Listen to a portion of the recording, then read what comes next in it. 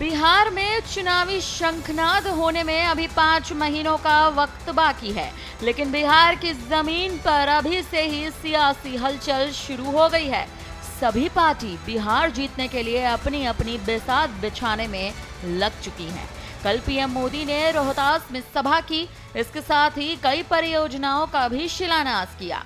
दरअसल ये वो इलाका है जहां साल 2020 के विधानसभा और 2024 के लोकसभा चुनाव में एनडीए को बड़ा झटका लगा था।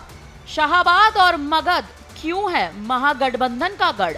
2020 विधानसभा और 2024 लोकसभा चुनाव के आंकड़ों के अनुसार शाहाबाद और मगध का इलाका महागठबंधन का गढ़ बना हुआ है। इसके अहम फैक्टरों में माले का महागठबंधन में शामिल होना भी माना जाता है।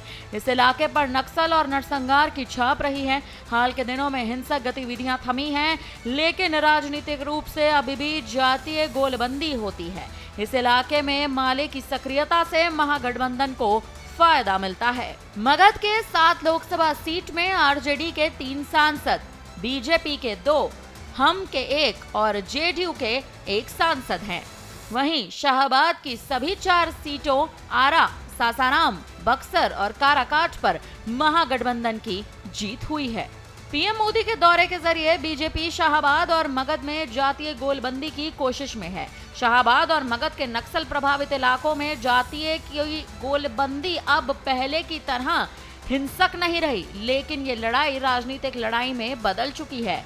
सत्ता संघर्ष की लड़ाई जारी है। बता दें कि भाजपा की नजर खास तौर से पिछड़ों, अति पिछड़ा वोट बैंक पर है। बीजेपी ने हर जिले में 11 सदस्यीय समिति का गठन किया है।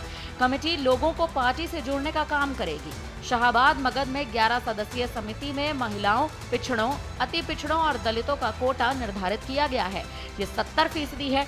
सामान्य के लिए 30% छोड़ा गया है। इसके अलावा शाहाबाद एरिया में भाजपा के अंदर गुटबाजी हावी है। एक खेमा लोकल स्तर के नेताओं का है तो दूसरा खेमा प्रदेश स्तरीय नेताओं का है। आरा से चुनाव हारने के बाद भाजपा नेता आर.के. सिंह तो कई बार सार्वजनिक तौर पर गुटबाजी पर टिप्पणी कर चुके हैं। उपेंद्र कुशवाहा भी चुनाव हारने के बाद लगातार इस बात का जिक्र करते रहे हैं। पीएम के दौरे के जरिए बीजेपी नेता लोकल लेवल पर नेताओं को एक मंच पर लाने की कोशिश में हैं, ताकि गुटबाजी को खत्म किया जा सके। 2024 के लोकसभा चुनाव में शाहाबाद एरिया की सभी सीटों को गंवाने के बाद भाजपा कार्यकर्ताओं का मनोबल डाउन हो चुका है। पीएम मोदी के कार्यक्रम से विधानसभा चुनाव के पहले उनका मनोबल बढ़ेगा। प्रवक्ता प्रेम रंजन पटेल कहते हैं कि एनडीए पूरी मजबूती के साथ शाहाबाद और मगध की सभी सीटों पर जीत हासिल करेगा। लोग डबल इंजन की सरकार के प्रभावित हैं। विधानसभा के उपचुनाव में शाहाबाद की 2 सीटें तरारी व रामगढ़ और मगध के दोनों सीटें बेलागंज और इमामगंज में हमारी जीत हुई है।